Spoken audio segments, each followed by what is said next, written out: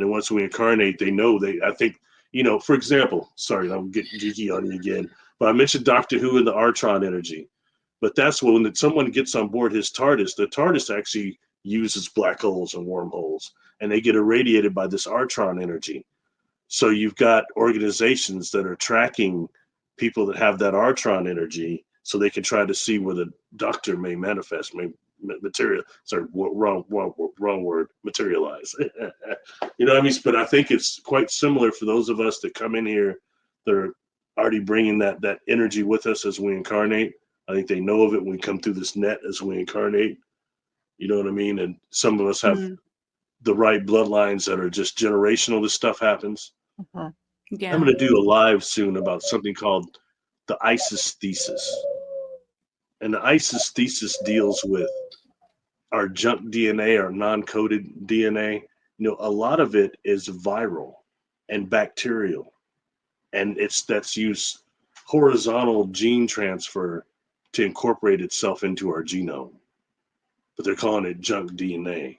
And there's something that's called phage lambda bacteria. It's in our body. It's light-based, and it actually attacks other like cancerous cells and things of that nature, and it uses the light. But it's said that when the Egyptians, when they're doing the mummification, these cells use something called lystic, LISTIC, which is where the virus actually uses itself to replicate, and the other cells explode with that replication. Okay, and there's something else called lysogenic, which means it goes in, it injects itself, but it lies dormant. But the trick is to get phage lambda to switch to lystic at the point of death, and it helps us avoid the loss of memory during death.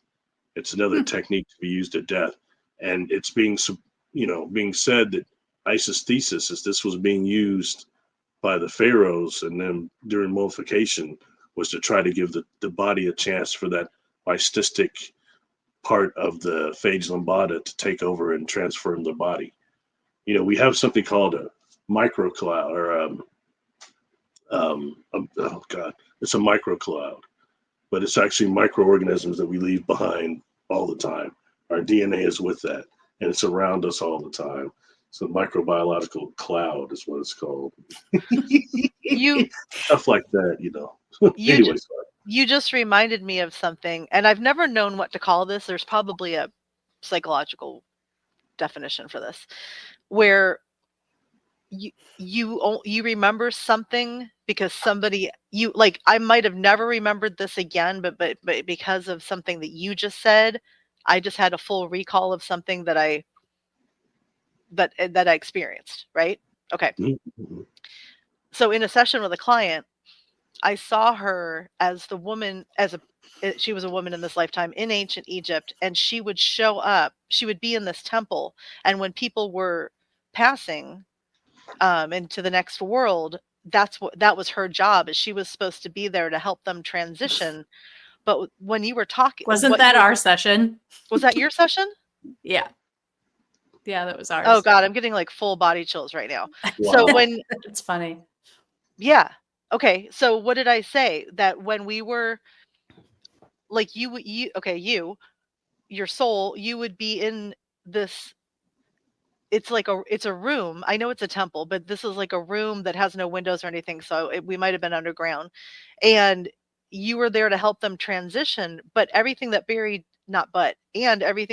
just said, it feels like that had something to do with it, like bringing the light in, or having there was something about suspension, like you were part of suspending some event or something that took place, and something that happens, your presence allowed it to take place in the amount of time, or let the event happen that needed to happen. And it was a very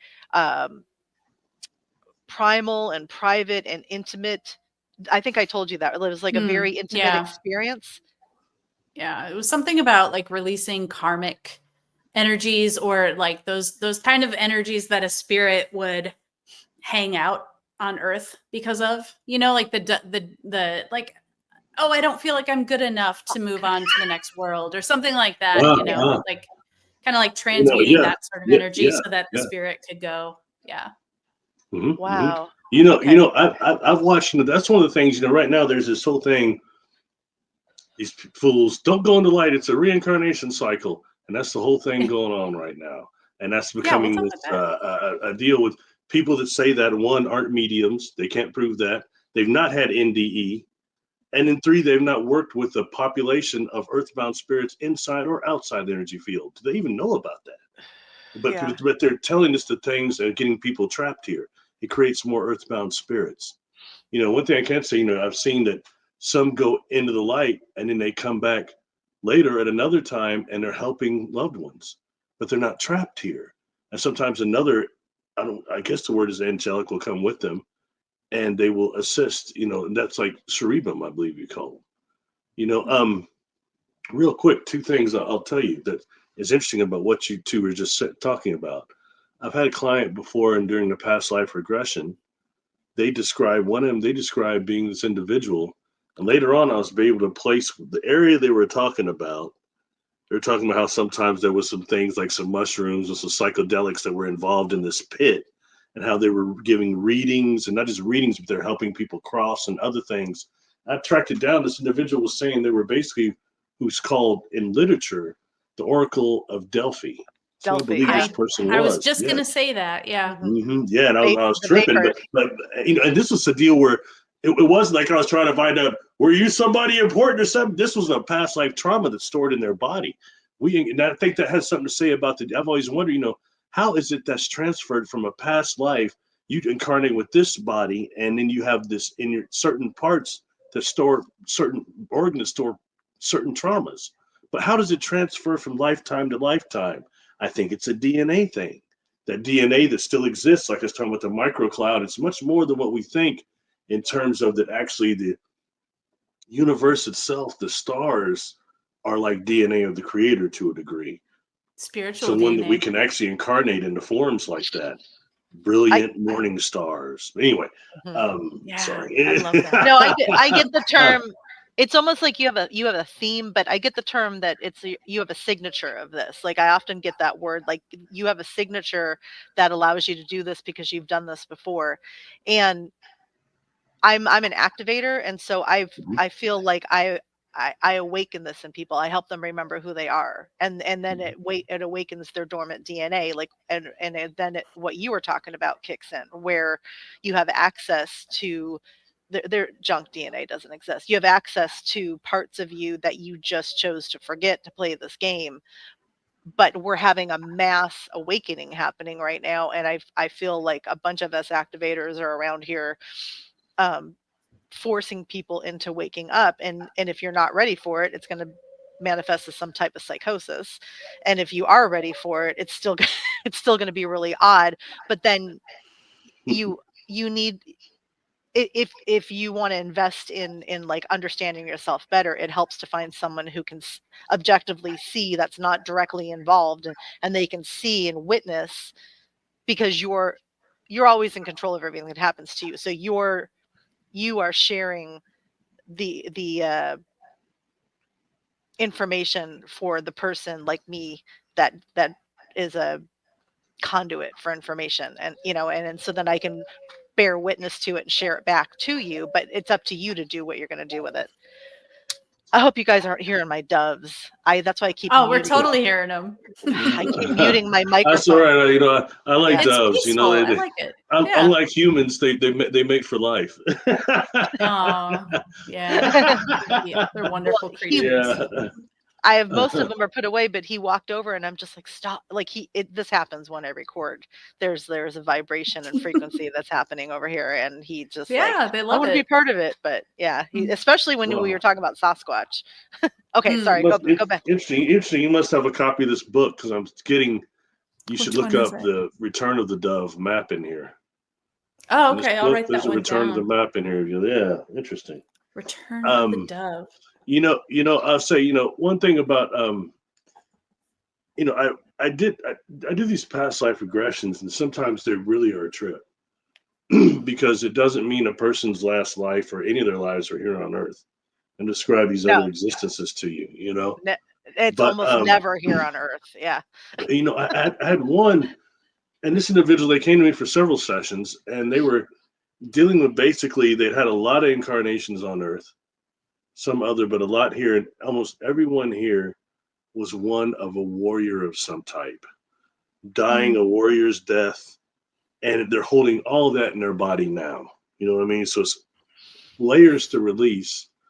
But one of these lifetimes, out of the several we went under, is the one I termed the lifetime of respite.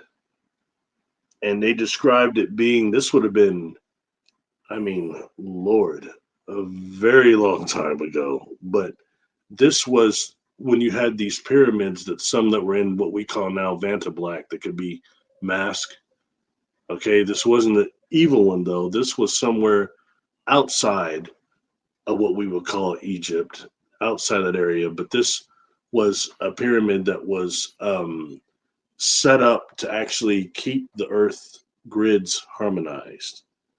And inside, you've got this individual starts describing himself as being, the only word I could use, it's not the word they use, but the biblical word, Essene, Essene. That's what they're kind of describing, and being a part of a community like that. And this is a spiritual place inside this pyramid.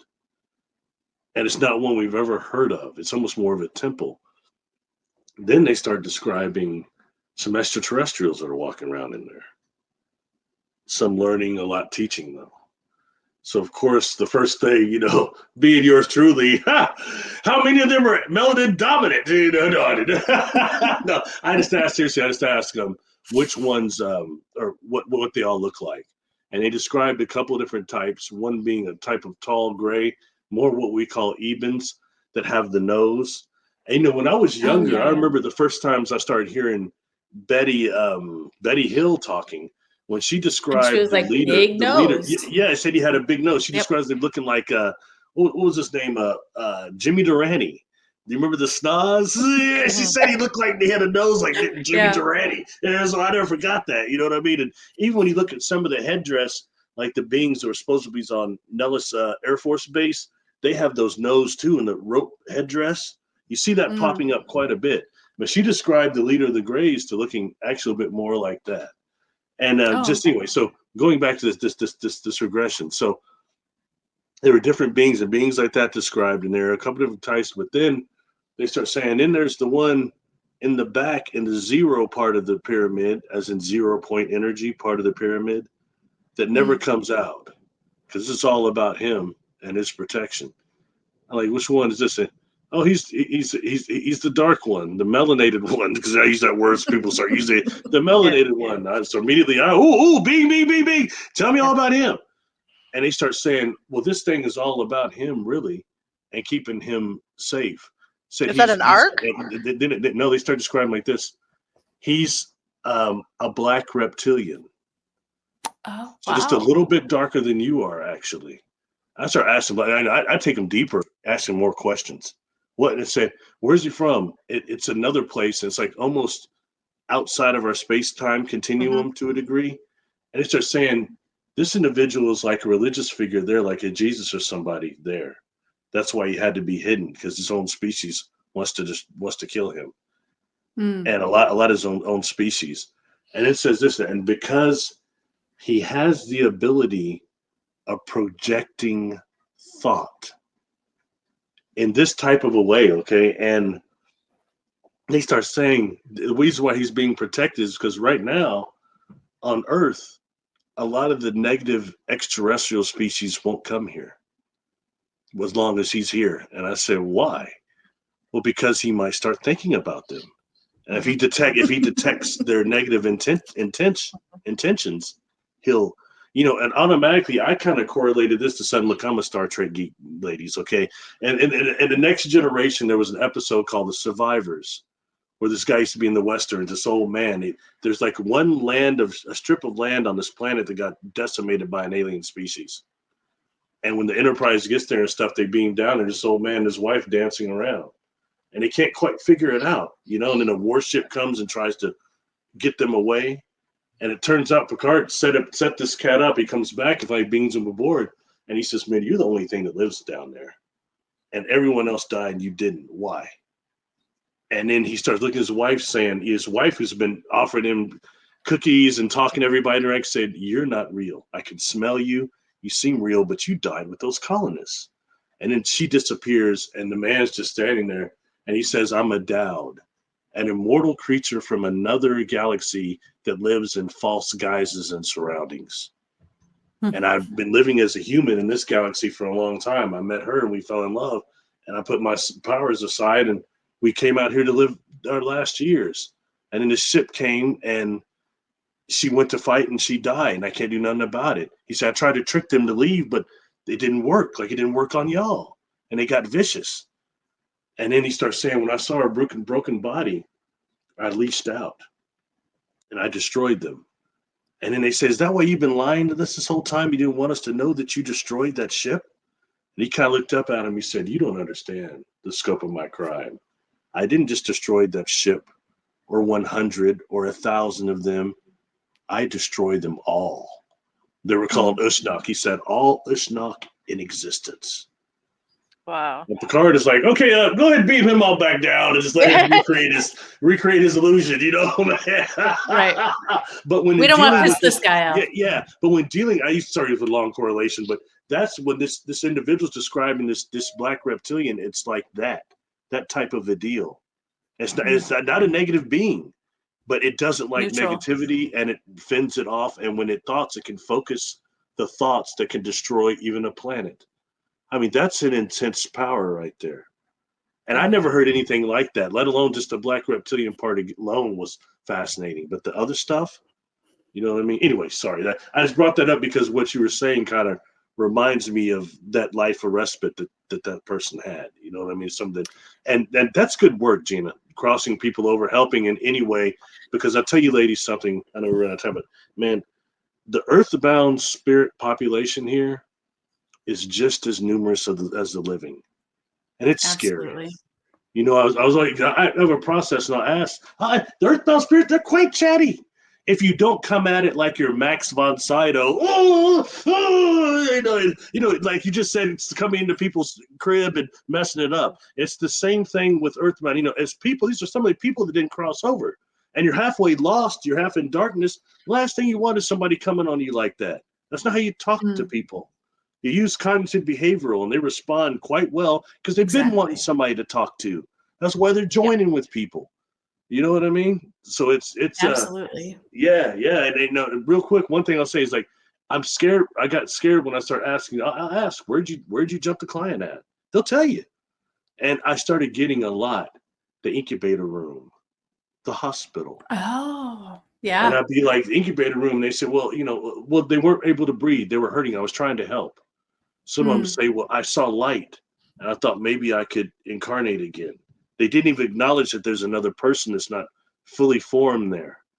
You know what I mean? And that right. Sucks. So you have a situation like that. You've got, you know, and I'm like, for example, I'm not bringing this up. I'm not saying this is the only reason, but when I was a kid, okay, my first box of Wheaties, it was Bruce Jenner on there with the triathlon, and then he was on Chips. He tried to take Eric Estrada's place, and then you know, so and then all of these with Kardashians, and all of a sudden he said, "Hey, it was Caitlyn that won all that stuff." You know, and you know, but in reality, and he said, "I've always been Caitlyn," but you know, in reality, was that a situation where you have a male baby in the incubator room, and an older female Earthbound spirit jumps them and merges with them? They're going to raise thinking that they're always, you know what I mean, that person to a degree. It gets so serious that when I've done past life regressions, a lot of times I'll do Earthbound spirit release on the person before the regression, because sometimes it'll be a dead person on them and it's their life that the person think is their past life, and it's not. It's this other person. They may have been here a couple hundred years. You know what I mean? But some of them tell me, like, one of them, this young lady, she seems in my town before she went off to college, and I get, maybe she had probably 7, 8, 9 of them on her. And I crossed them all over, and most of them were these aren't demon, they'll cross fairly easy, more than what you would think. You know what I mean? But you've got sometimes the fear or I won't go into the light because I hurt people and I think it's hell and I'm going to burn in there. That comes up a lot. Mm-hmm. You know what I mean? But these ones that were on touch, this young lady, they're giving the inflections they're using I can't hardly recognize. And it turns out that her parents were pilots and they fly over the place, and sometimes their kids are with them, and they were tour these old castles like in Romania. And these earthbounds were jumping her there and then coming all the way back here and telling me things. And one of them telling me, everything was fine till y'all messed up the world. What do you mean by that? Well, the earthquakes y'all started. Everything's all destroyed now, and it's nothing like it was. And things are going back, thousands of years. Yeah. You're like, whoa. But to them, it's not that long. It may be a couple of years, but not a couple of thousand years. The deal of time is interesting. Third dimensional relative only sometimes. I don't know. Anyway, sorry. That's I have no. This can be two parts. Okay, Barry, I have a question for you. Sure. And I'm like prompted to ask you this, so I think you're going to know what I'm talking about. What does the movie The Serpent and the Rainbow mean to you? Oh boy, I can't fully recall that one. I know I've seen it, but it was a long time ago, and I don't remember. Go ahead. I remember the brother that was in it, one of the actors, and that, but I can't remember. Sorry, I'm failing on that one. No, that's okay. I don't remember. Okay, so I've always remembered the name of it because it was interesting that I could even just like remember the name of it. There were things in that movie that probably scared me more than anything else has. Like, I don't watch a lot of scary movies, and I don't think I went into that knowing how scary it was going to be. And the reason it was unnerving is because it was realistic. It wasn't like watching a movie about ghosts or whatever. Like, this was I think it was either in Haiti or Africa, but there is some type of I don't know what the term for it would be. There's zombie powder. Zombie powder? Okay. There is some type of magic in that movie because it was based on real, I'm sure it was based on a lot of real the existence of real things. There is some type of connection that you have to some of that. And I know that that's like, now that she said zombie powder, it was like a really bad time for me to be like, and by the way, but you because that was a resurrecting thing, huh? There was a resurrecting theme in that movie. But there is some type of ancient magic that you have a connection to, Barry. And it comes up in that movie, but I'll never watch that movie again, so I don't really know. I don't really know what I just like all these connections are being made with some of the stuff that you were just talking about. It was a trip. So I don't know if you want to you don't have to watch it, but maybe you could look up like what was it about or what was it based on? Was it based on a book? What belief systems are into it? So I could look at dark stuff. I think no, my friend. No, because okay, the thing that let me say it like this: some of the magic that was in it is not scary, but that it was used to create the scary theme for the movie. But some of the ancient, like some of the ancestral stuff and some of the ancient magic is something that you're gifted in. Yeah, get the cliff notes and let me know. I believe you. That's cool. When it comes to zombie powder, right now zombies are big right now, and you do have that type of fungus that is zombie fungus. It's only working on insects right now, but little things like that you hope doesn't get more communicable to us.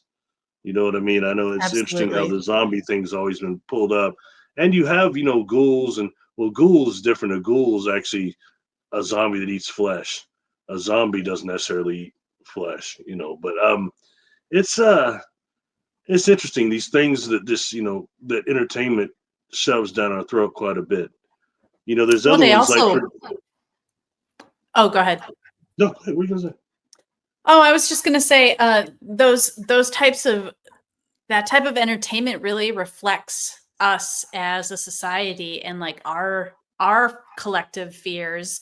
Like back in the 90s, there were all those natural disaster movies. Like I don't know, like earthquakes and twisters and tidal waves and all that stuff. And back in the 70s, it was like, I don't know, terrorism and robberies. It's like there are these different types of genres of like films that kind of reflect the things that we're afraid of.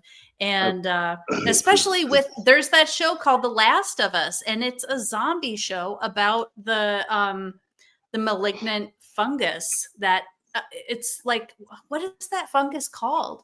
Some people take it as a supplement. It's the fungus that like attacks insects and turns them into zombies and like makes them animated. Fungus. Yeah, it's a zombie. It's literally a zombie fungus. And in the show, it transmits to humans and, creates a zombie apocalypse.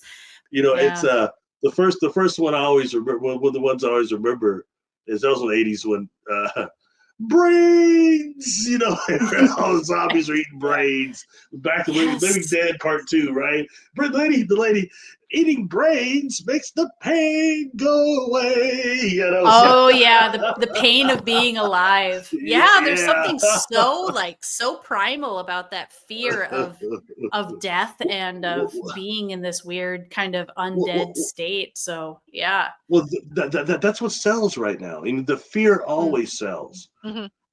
Like for example, it's the point of when you go back to that era, you had very few shows that were really focused on like the positive and the love thing, Mm-hmm. and those that were, they didn't last very long. Like for example, Highway to Heaven. I guess that went a little while. Yep. What was the one with the lady, the Irish lady, Touched by an Angel? Didn't last very long, did it? Yeah. No. Yeah, it's very interesting because people want to see, like right now, like the type of information I present a lot doesn't go well because people want more fantasy, more clones, more reptiles, cannibalism. I mean, people really want that more than they do anything about contact and spirituality that helps our daily life and our existence. That's where I'm at with this. That's because you have to work on yourself in order to kick that stuff into gear. It's really easy to stay in fear and distraction, but when you actually start doing the work and moving forward, that people either want someone else to do that for them, typically, or they're afraid of their shadow side, and it's much easier just to be distracted by other stuff. Can I ask you the question that I do you? Let me start over. I sound like a Looney Tunes character. Remember I said I had a question for you about sleepwalking? Yeah, kind of. Yeah. Okay. Is now a good time to? Oh, go for it. Okay. Anytime. In quantum physics, don't they say there's no time like the present, right? Okay. The present. Do you have any opinion or thoughts about what causes sleepwalking, and or for experiencers, especially children, why they would sleepwalk? Have your clients shared with you that they did a lot of sleepwalking when they were little?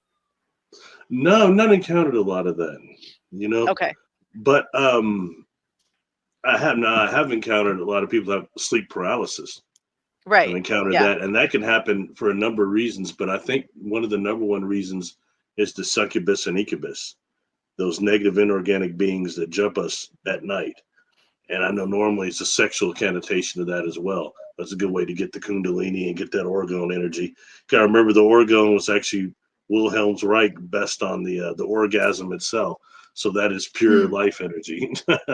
But that the incubus and the sleep paralysis happens a lot. Or the fact, I think a lot of times people may be astral projecting when they're asleep and they're not aware that their cognitive ability is focused into the other. Now, I will give you one example, though. I did have a client that came to me because they had somebody I met in person in one of the conferences, very nice person, but they came to me because they were having these night terrors, and they were waking up, and their wife was having to, calm them down and stuff. They were waking up with sweat. It turns out it was connected to this feeling of floating at night too. And when they were young, what it was is you had a craft way over their house that was actually it started off physically. They brought them up, okay, And then there's some screen memories involved that have break through those, okay, because they were taking physical samples of DNA and also of sperm and stuff like that. And it turns out at this behind this wall in this control room were these beings that were they were giving the client a screen memory of being doctors, but I can pick up on screen memories. There's certain indications. I'll break through that. And really what they were these five beings. One was a very tall, like 8-foot tall bird being, looked like an eagle to a degree. Another was a being they described looking like a type of a dog man, but more like a German shepherd with almost royalty type of ancient clothes on. Okay. Another was an octopus being, humanoid, small, about our size, but with tentacles around the head. Okay. And I've heard of that before, but that was an interesting one. And the other one was a tall white, I believe, also. And there was oh gosh, sorry, it's been a while ago. Anyway, point being, what they were doing, and what was at first, it started off being physical, but then they started doing what they started doing is bilocating. This happens a lot during the contact experience. Bilocating his energy body, his dream body from his physical body, and working with that. And what they were doing was trying to see how far they could get the energy body away from the physical body before they had to bring it back or it would snap back. And that's what was giving this individual nightmares. Okay, was that feeling of being pulled back and that elastic and that whole feeling. Yeah. Now, here's what's the trip. Okay, now, overall, wouldn't you agree that sounds just horrible? The machine they were using to take the sperm samples and all the stuff, it's horrible to me. And here's why I'm telling you this. At the end of this, I ask them, I say, now, do you consider this to be negative experiences? They're still way deep under. Oh, no, not at all. Why not?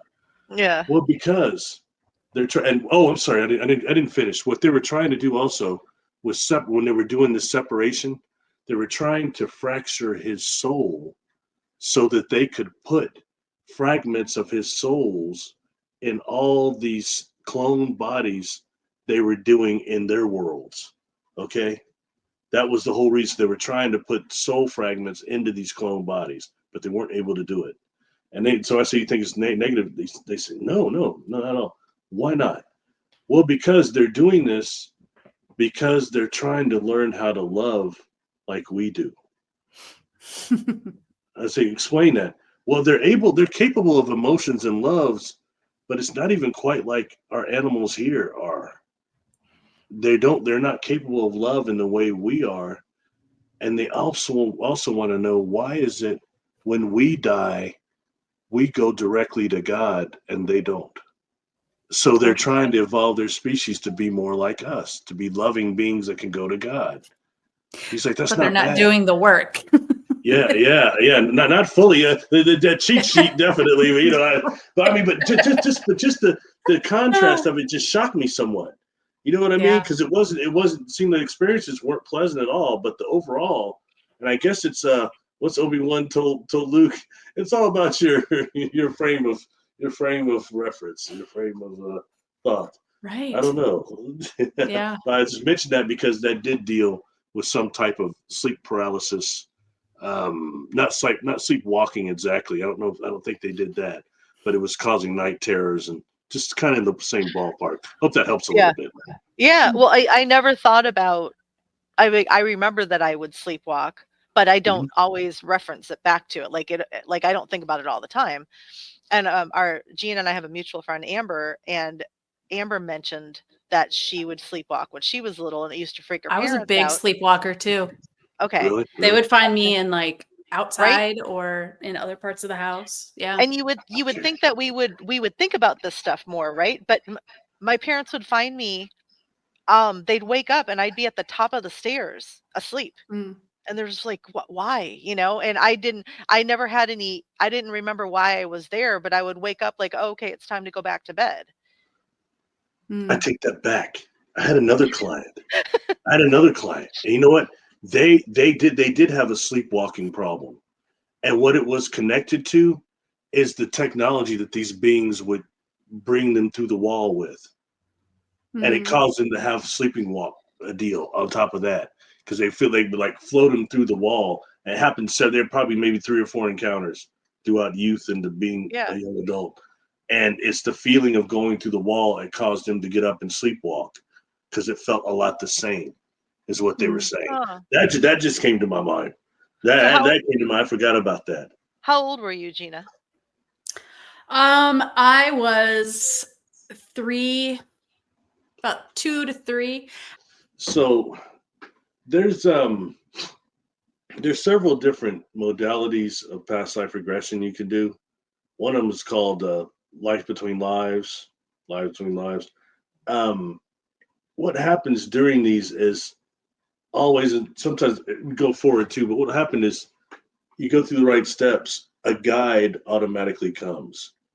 Mm. And it's not because you're sitting there in trance deep in and I'm saying, hey Gina, hey Kim, are you seeing your guide yet? It's not like that. They come automatically on their own. You know what I mean? They take the client to the place that is, it can be an office, it can be a library, it can be a nature spot. In the office, there'll be ledgers, and it's like their lifetimes. And they'll pull one of these ledgers, and it's their life this time, and they'll go over their life choices and the intent behind them and how they affect others. That's what when I died. That's the kind of panoramic life I review. Excuse me. Ooh, sorry, ladies. Panoramic life review that I had went through. All right. But the thing is that when you okay, so the guide comes, it takes you, like, for example, one person, it might be a bench and there's a pond there, and there'll be pictures will start flowing, their interactions with others and how it affected. But then they'll go through this, and I call this place that they're taken to by the guide the place of translation and reconfiguration. And after they go through all these decisions, it's like it's incorporated into the soul matrix, and then they choose where they are going to reincarnate at. And it's not always Earth. And believe me, I ask a bunch of questions on everybody I've done. Is the guide making you incarnate over there? And I always get the same thing. You know, people are like I'm just an idiot. No. Well, is the light making you do it?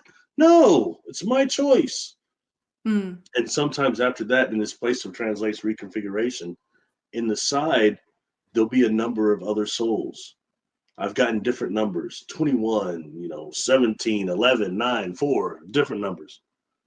But they're always these souls that the people say they have agreements with them. And I've only once gotten the word contract, because I think that's what we throw around. I say, is contract, you're live. Well, no, it's really not. Is agreement a better word? Oh, yes, it's agreement, because we don't have to do it. We're just trying to help each other. And these are people that they've incarnated with lifetime after lifetime. I can even take them deeper, and they can tell me who some of those souls are in this lifetime. And I hate to say it, but a lot of times it's these people that stick it to us lifetime after lifetime. And you're sitting over there all blissed out, and I'm telling you, hey Kim, I need you to screw me over about 5 lifetimes real good so I get it. And you're looking at me, hey B, no problem. I got you, brother. And then we incarnate, all this stuff goes on, you know what I mean? But it's really a trip how it works out like that. You know what I mean? And I've never gotten the word contract. It's always agreement. And never have I heard about a forced incarnation ever. Now, at least in the work I've done, I could say it doesn't happen, but I've done quite a few to not encounter just one. It's certainly not the standard. The soul traps are not the standard on the other side. You don't just overwhelm the divine, the super consciousness. That part of us is still with Creator. It can't just be overtaken like that. It's got to consent to a degree. Period. Anyway, sorry. This place of reconfiguration and translation reconfiguration. This client, and they're pretty advanced, but this place of translation and reconfiguration, the guide takes them to, is a ship. And it's outside of our universe looking at other universes outside of the space-time continuum. And I think it was accurate because some of them they described as being amorphous, some universes as being spherical like ours, and others that were looked like broken glass of shards, or broken glasses, broken pieces of shards, glass. I've seen the universe from the outside on board something that looks similar to that too. So I know what they're saying is real. Some type of universe looks like shattered glass. Okay. So here's the thing. This guide that takes them there is they describe it as this. It's about like a 12-foot tall Sasquatch with this uniform on. A uniform that makes like the Federation Star Trek look stupid. This is some type of a Federation. They're like a real serious uniform. And this being was saying that it's like the beginning of the Sasquatch lineage. And when I say that, a lot is said now that the original blueprint for humanity is called the Adam Kadmon, Kadmon, the Adam Kadmon. That's supposed to be the blueprint for humanity, actually. And I've always wondered, what is the actual blueprint for Sasquatch? And that's what this being was claiming. Very high vibrational, and it was sort of good. I mean, it was very fascinating, very well groomed. It was not just what you think, but it makes you wonder when you're dealing with these galactic connections. That's one there. And that was such an interesting regression. I asked the individual, I said, well, I've incarnated and I've been in a lot of those universes. I was like, well, tell me about, one of the universes. Which one, Barry? The one on the far left. And there you go. That one. That one's different. It's nice, but it's in there, it's like fluidic space, and we exist similar to microorganisms, but we're aware on the collective conscious level, and we're the size of like large exoplanets. Whoa! And Wow! they're saying, and it's like all-knowing collective. It's a very peaceful existence, but it's boring. I'm not going back there. I'm going back to this universe. I'm going back to Earth. I'm going back to this year, this and that. Going back to the shit show. yeah, and that's what they went. They went back to Earth and incarnated, and hey, whole thing. But I was sitting up there just like, whoa. Reality TV. Yeah, I mean, totally. I never heard the pace of translation and configuration outside of the space-time continuum. Okay, I mean, stuff like that you can't even make up. I just got to go with it. Right. It's coming from this person's super conscious, and that's something you experienced before they incarnated back here, and they had maybe a lifetime before that or whatever. But other places, it's just really interesting. We're lied so much about what we really are. It's a shame. So when you regress someone and they're telling their story, are you channeling a bunch of, for lack of a better word, are you also channeling a lot of what they're talking about? Are you witnessing a lot of what they're witnessing as well? It depends. More so when it comes to Earthbound Spirits. Earthbound Spirits, as a medium, I can see, like, for example, Earthbound Spirit, like I said, they're quite chatty, but before I go the process of, exactly before they even tell me their name and who they are and stuff, I can already see the portal, whether it's on my side or their side, but I can see the portal and see normally like individuals there. Like it might be like, for example, one person had, like the first one I had, one of the first ones I did, the individual gave me a static. He's a little more harassing than the average Earthbound Spirit. The first thing he says is, "Oh, you're trying to trick me. You're trying to trick me. I've heard about you. What have you heard about me?" I just started doing that. He said, "Well, you're going to try to make me leave. You're going to try to make me go in that light. I'm not going to go in that light. I won't do it. I won't do it. I won't do it." And I was like, "Well, you're not going to stay with the client either, but why won't you go into it?" "Well, because I hurt a lot of people, and I think it's hell I might burn in there.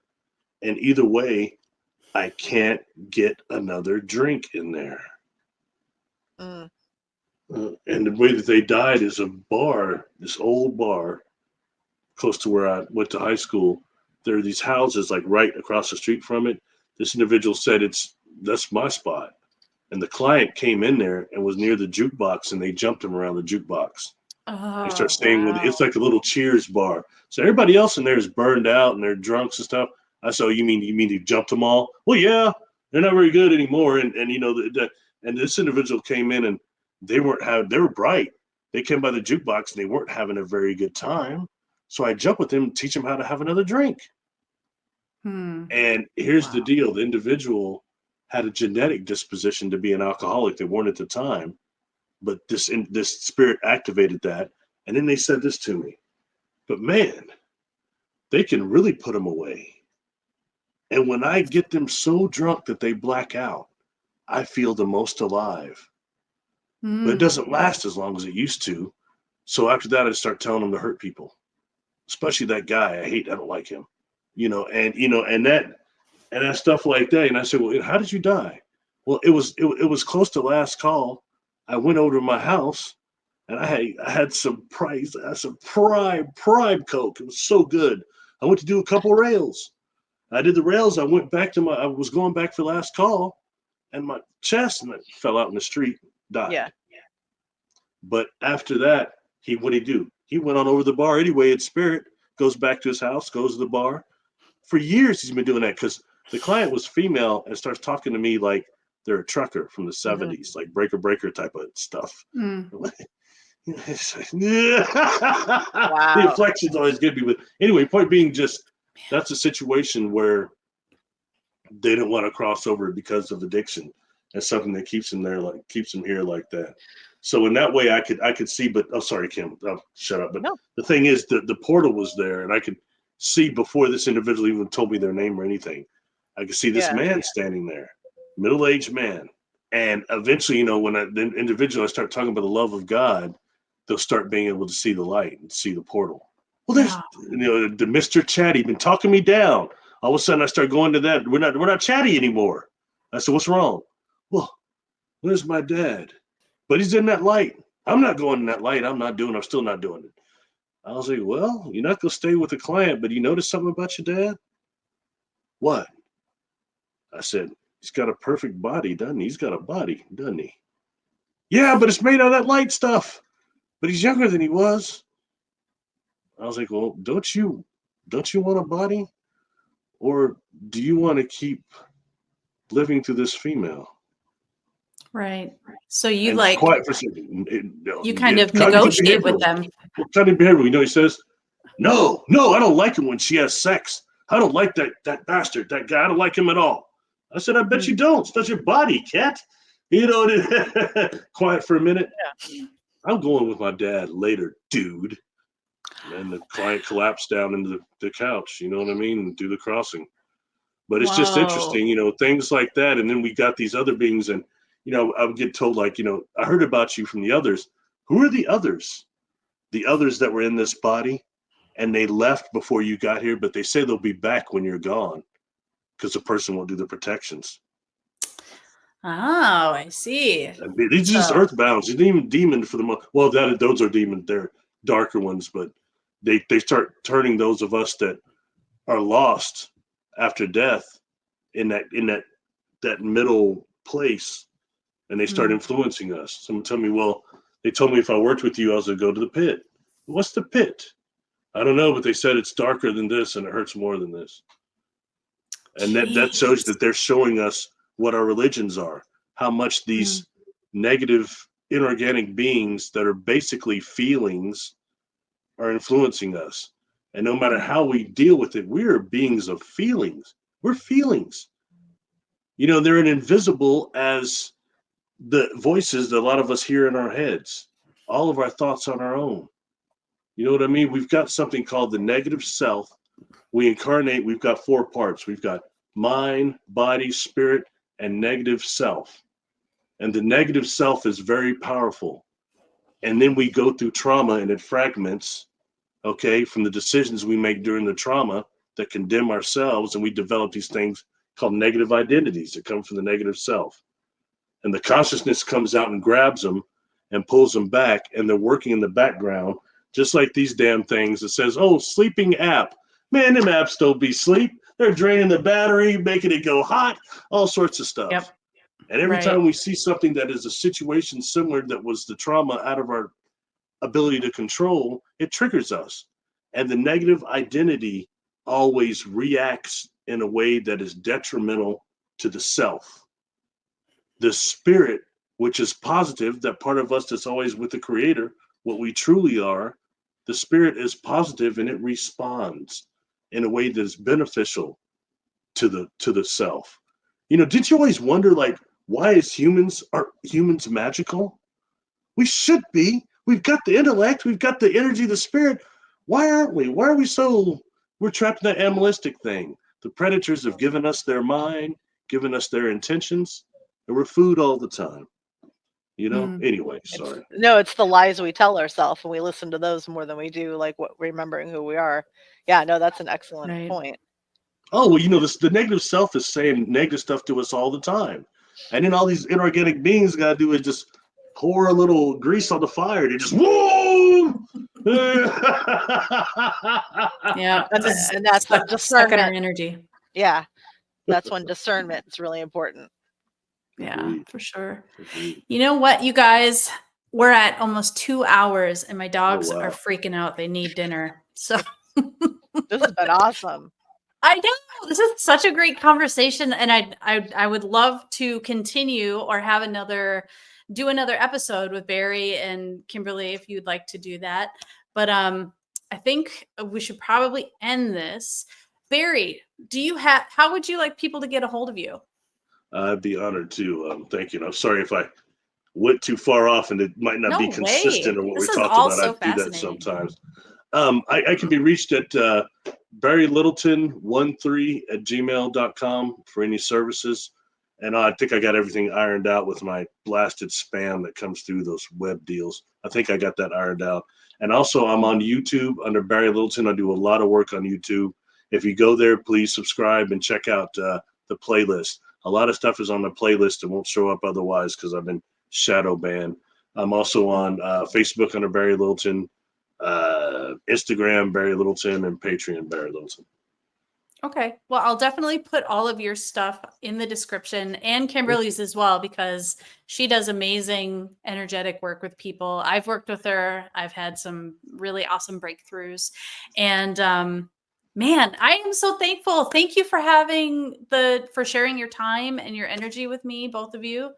And yeah, I don't know. I guess it's dinner time for my little mutts. Guys, if you enjoyed the video, hop on over to Barry's channel. Everyone, thank you so much for watching, and I'm going to turn this off now. Bye.